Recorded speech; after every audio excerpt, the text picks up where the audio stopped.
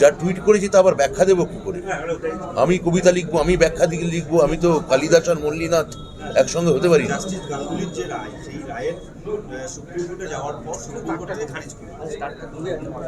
এ তো বারবার হয়েছে। একটি আমাকে দেখাতে পারেন জাস্টিস অভিজিৎ গাঙ্গুলির কোনো রায় সুপ্রিম কোর্টে একটিও টিকেছে? একটি রায় দেখান, একটিও টেকেনি। তো উনি বলছেন উনি ল পয়েন্টে দিয়েছেন, সুপ্রিম কোর্ট সেটা মনে করছে না। ওনার রাজনৈতিক এজেন্ডা ছিল, আমরা বলছি সেটা আগামী দিন ইতিমধ্যে এক দফা প্রমাণ হয়েছে, ভোটের পর আবার প্রমাণ হবে।